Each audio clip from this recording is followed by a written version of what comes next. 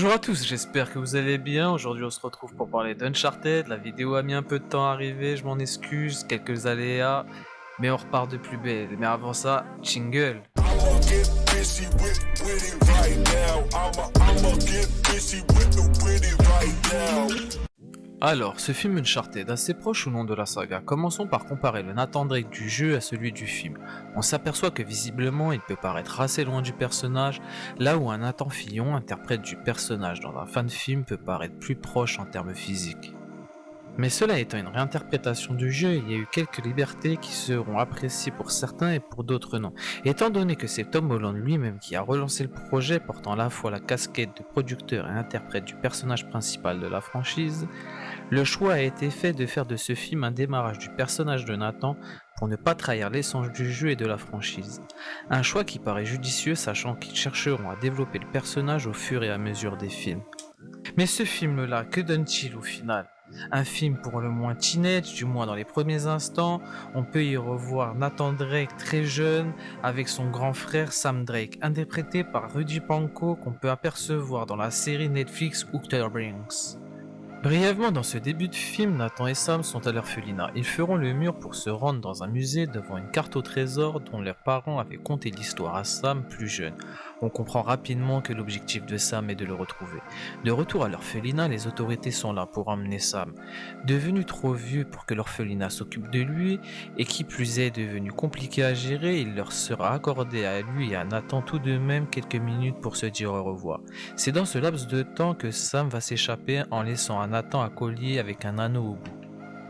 Nous nous retrouvons bien des années plus tard, à l'âge adulte. Ainsi, cela ne fait pas du film un film teenage, mais plutôt un film jeune adulte, dans les prémices du personnage de Nathan, qu'on connaît. C'est là où a voulu nous mener Tom Holland. Pourquoi pas? Après tout, il aurait été encore moins crédible qu'il joue le personnage déjà développé et à pleine maturité.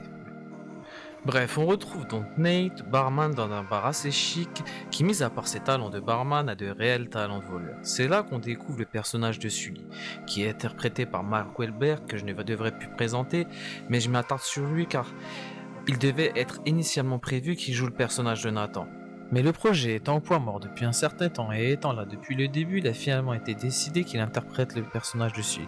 Alors que Mark Wahlberg n'est pas un mauvais acteur, mais à la fin on le voit apparaître avec la moustache, et j'ai eu un peu de mal avec cela. Mais bon, revenons où on était, sans refaire le film, Sully propose à Nathan un boulot qui consiste à dérober une croix liée au trésor de l'explorateur Ferdinand Magellan, ce même trésor qui obsédait Sam il y a quelques années.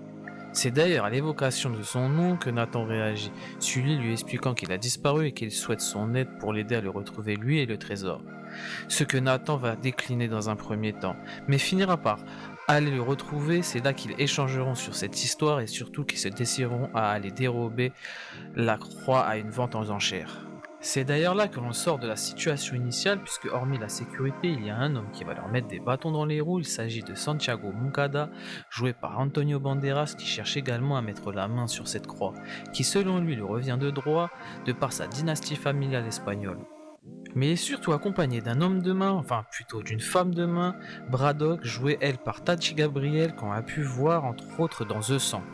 Une chasseuse de trésors qui peut tuer sans état d'âme, qui a de plus un différend avec Sully. Elle est à mon sens le réel antagonisme de ce film, bien qu'on nous vende Santiago Moncada comme tel, et bien que ce soit un homme avide de pouvoir allant jusqu'à tuer son père pour arriver à ses fins, elle finira par le tuer dès lors qu'elle n'aura plus besoin de lui. Cela fera suite à la quête dans laquelle Sully et Nathan, rejoints par Chloé Fraser, jouée quant à elle par Sophia Taylor-Ali, après s'être rejoints et associés car Chloé possède le deuxième croix permettant de trouver le trésor, choix fait pour le film que je n'ai pas compris, le jeu étant une multitude de quêtes et de trouvailles de trésors ou d'éléments y amenant. Je n'ai pas compris qu'on nous amène la deuxième croix de la sorte, d'autant plus que déjà la première avait été volée. Ce qui suit en revanche est l'une des parties du film la plus intéressante, où ils sont réellement dans la quête et la recherche, tout en étant traqués par les sbires de Moncada et Braddock elle-même entre course-poursuite, esquive et castagne. Et le fait qu'elle n'amène pas immédiatement au trésor mais à une autre carte a été bien amené, d'autant plus que la trahison de Chloé nous amène à comprendre que Sully n'a pas tout dit à Nathan.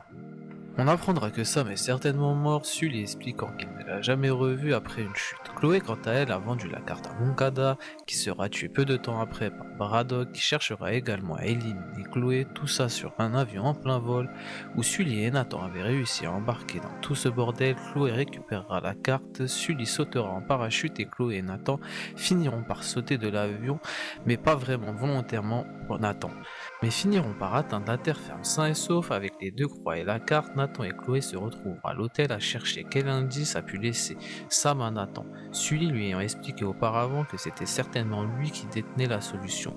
Jusqu'à ce que Chloé se fût endormie, Nathan trouva la solution sur l'une des dernières cartes postales que Sam lui avait envoyées, où il avait marqué l'indice à l'encre invisible.